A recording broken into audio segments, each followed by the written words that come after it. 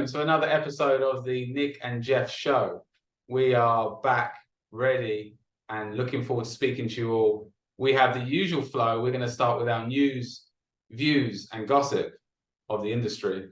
We're going to be talking about my world, which is EOR, HR outsourcing and payroll. Your world, Jeff, which is more of the contingent workforce, MSP, VMS world, and we'll talk a bit about talent. We have some interesting topics today. I think we're going to focus on the recent summit in Dallas that you were very fortunate to attend and I couldn't. So want to hear all about the SIA CWS Gig Economy Summit. And we're going to end with some questions because we've had some people message us on the side with some really interesting questions that we can tackle a few.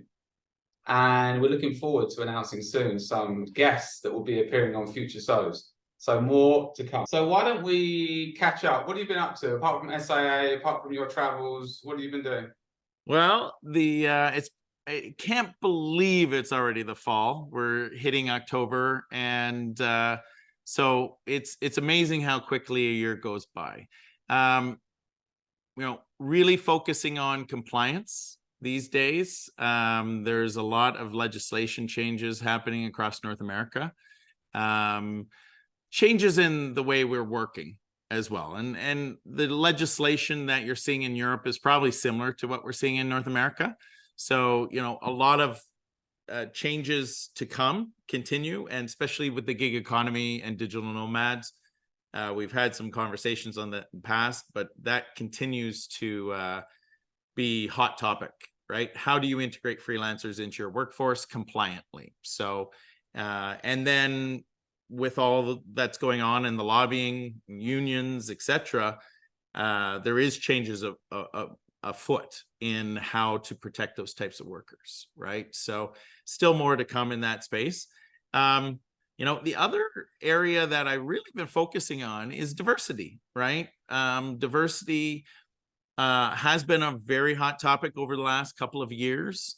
And unfortunately, what we've been seeing with some of this economic cycle coming through is priorities starting to change, and diversity may not be the number one topic on everybody's agenda. So, what I've been really wanting to keep front and center is really diversity, but also inclusion, right? So there's one thing to promote diversity and have a diverse workforce that all organizations are really starting to take on, but it's really how do we promote inclusion and working better together? So some of the fun things I've been working on these days, Nick. It's been great.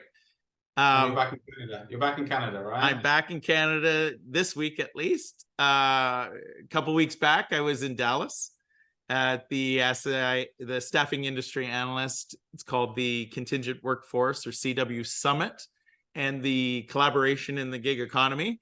And as always, Staffing Industry Analyst puts on a great show.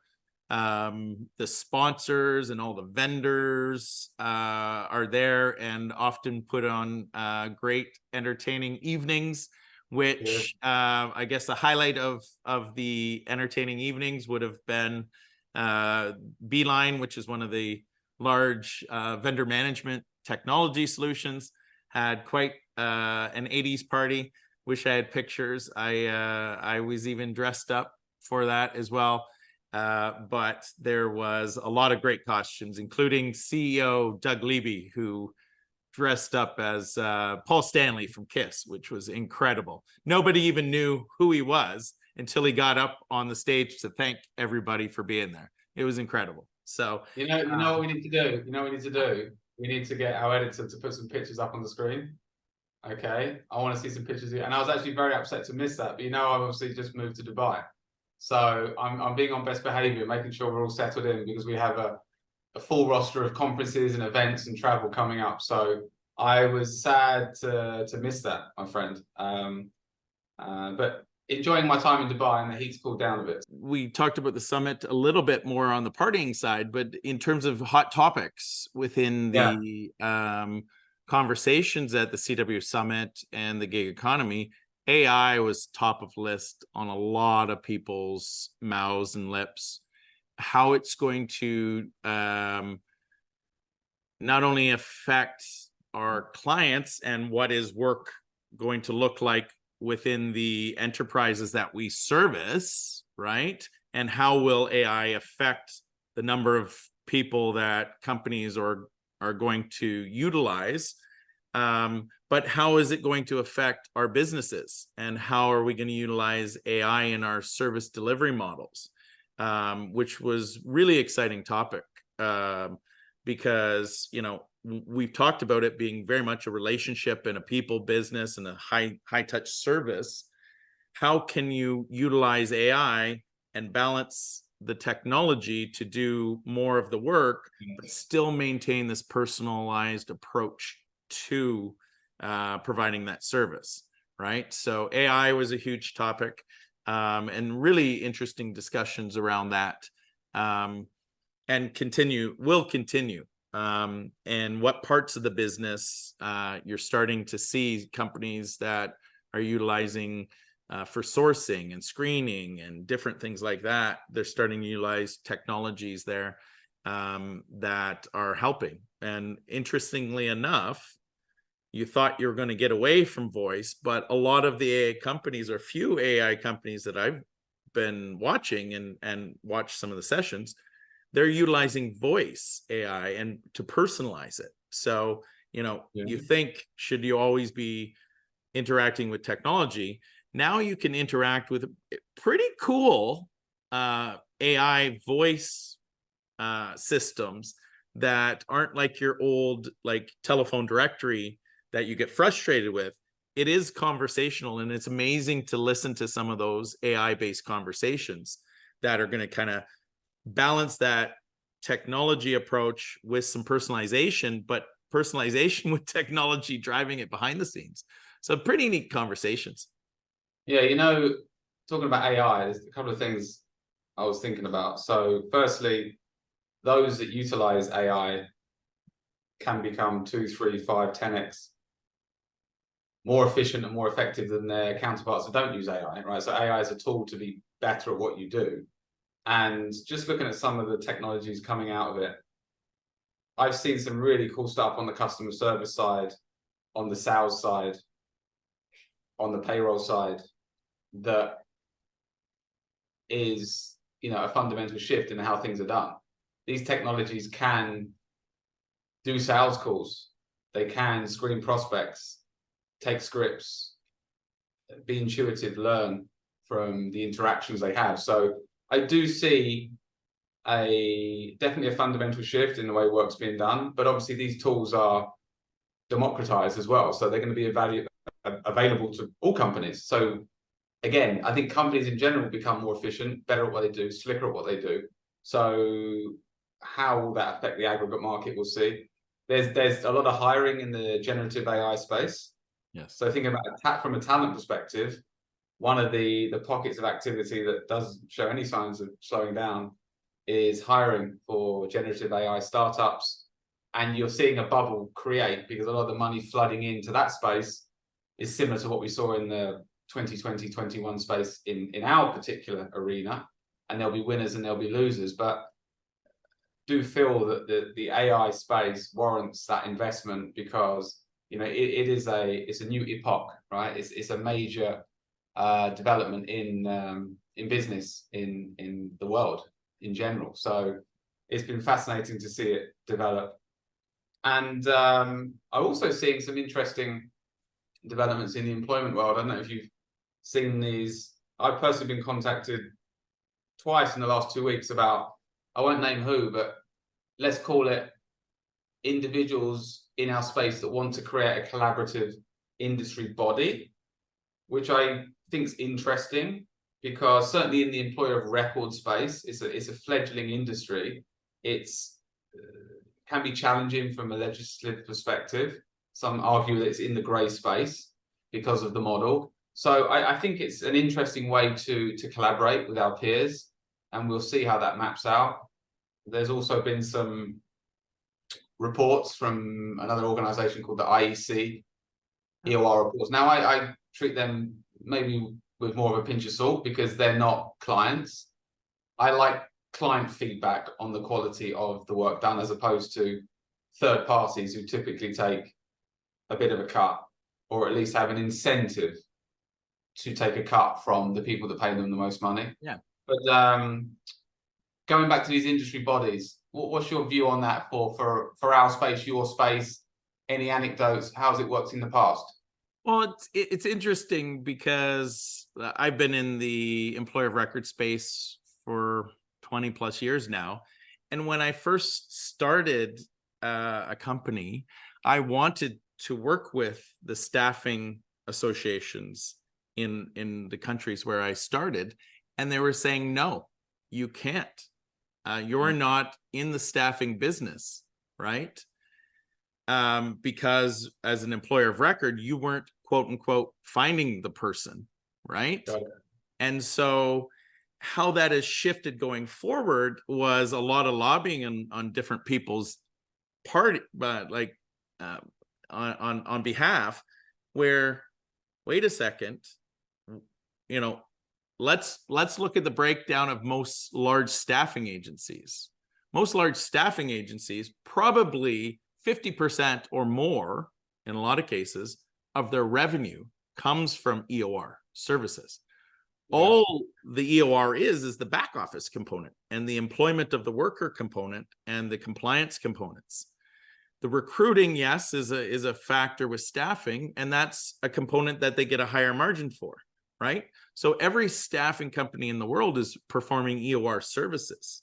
It just happens that they're doing the recruitment of the resource as well, right? And so in certain jurisdictions, the staffing associations have embraced EORs as part of the community. It's still, like you say, fledgling, where there isn't codes of conduct, there isn't a lot of collaborations between EOR players. But I think acceptance of this as a component of the industry, a natural component of the industry, has come around. And even, you know, I'll talk about it, and I take it with a grain of salt because I was in the government relations committee, helping educate our government on the topic. But recent legislation around labor leasing license, right? Yes. We made sure that employer of records were also in scope of the legislation, so they had a labor leasing license. They were included in the licensing regime, right? Because essentially they are acting as a staffing agency for all intents and purposes. They just didn't recruit the person. So it's a scenario where it's important to have them in the staffing realm and legislated properly, right? Yeah, I mean, it's not a bad thing to lobby public opinion and policymakers in a space that I think on par does good for the global economy and countries. So, but there's definitely misconception around the model, labor leasing versus consulting arrangements, country by country, social security, taxes. You know, there's government incentives in place. There's all sorts of pieces of jigsaw. So I actually think it's a good thing. I think potentially the EOR market is becoming a little bit like the PEO market in the US. You know, the consolidation will force probably 3, 4, 5, or 6 major players into a slot, and then they'll be forced to collaborate for the good of the industry. Right now, it's quite, like you said, quite siloed. You know, aggressive competition, price competition, no real collusion, which is not obviously a good thing. But I'm talking about getting together for the good of cooperation. Yeah, because the total addressable market is huge. I think we all agree the aggregate EOR market as a whole is only going one way. It's going up to the right. Yeah, it's a positive trend. But how is that cake going to be cut up? And I just think having more of an abundant mindset that the cake's growing, as opposed to how can I get more of this finite piece, that's a good thing. Oh, for sure. And you know what? I was looking. We had a few questions. So what we're going to try and do is answer some of those questions. And we're also hopeful that probably within the next episode, we have a couple of guests that have been knocking on the door. So we're excited to announce those. But let's talk about some of the questions. One was, and I think we spoke about it, but one was with respect to global talent access. what are some of, and I think we mentioned it, but what are some of the hotspots you're finding for sourcing talents? Is it Yeah. traditionally like Southeast Asia, China? Is it others? You did mention that Africa was something that's very interesting, but are there others around the world that you're starting to see a lot of companies recruiting from? And then Yeah, how are sure. they engaging them? Are they engaging them remotely? Are they working on visas? What are some of the strategies there? Sure, yeah.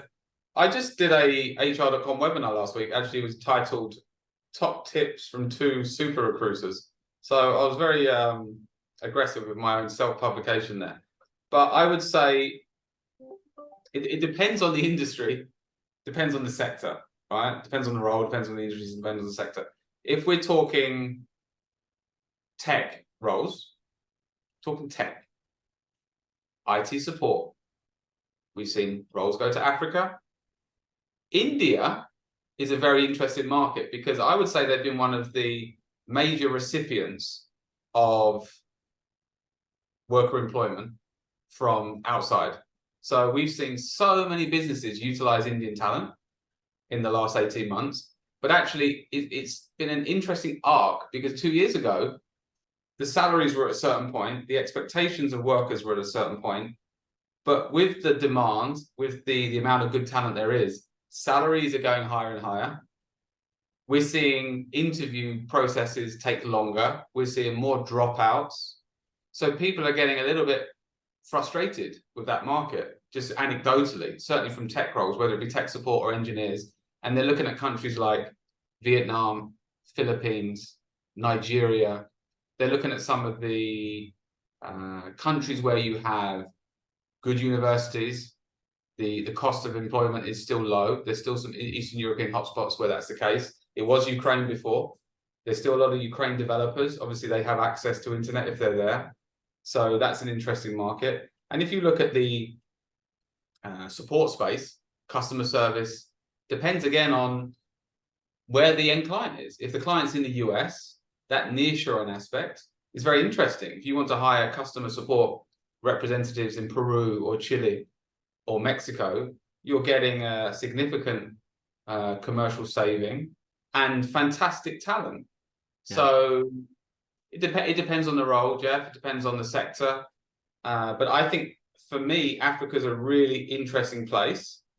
And I would urge companies to consider platforms that I mentioned earlier to look at available talent and test that out.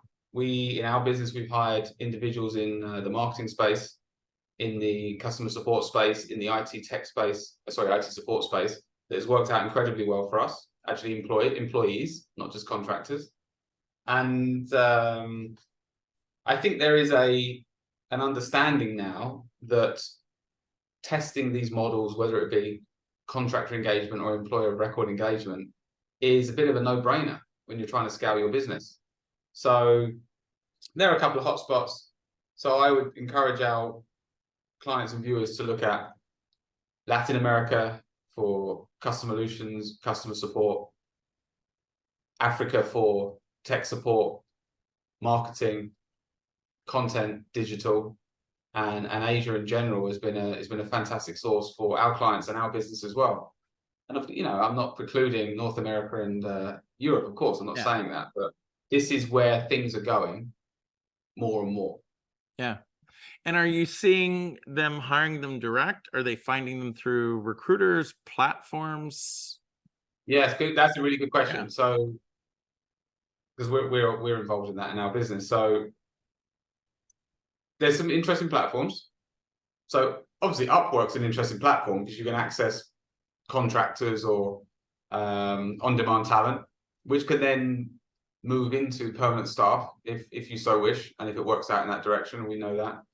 There's some interesting platforms, companies that are offering this type of talent. So I mentioned a few like Talentium, Cradle, Bloom, Go Global. We offer this as well. And I think companies now are more savvy utilizing LinkedIn. Some of the tools on LinkedIn are really interesting. There's a couple of AI-led tools that I've tested. One was called Hero Hunt. I thought was very interesting. So they're leveraging LinkedIn, GitHub, all sorts of social networks to be able to deliver candidates to clients. The right type of profile based on profiles they fed into the tool. And then it can intuitively get email addresses, contact numbers from scraping data. So I see more of this, because ultimately, how can you get access to the talent? How can you then have interviews with the talent without using a middleman? I think that's a couple of years away before it works at the level it's required. And therefore, you're going to need a middleman. You're going to need someone with access to local talent and the knowledge of the local communities to be able to tempt those workers to come in. So I look forward to seeing how this all plays out, but I would urge people to look at those tools as well. I think combining recruitment and employer of record, or recruitment and contractor engagement, is a really interesting trend.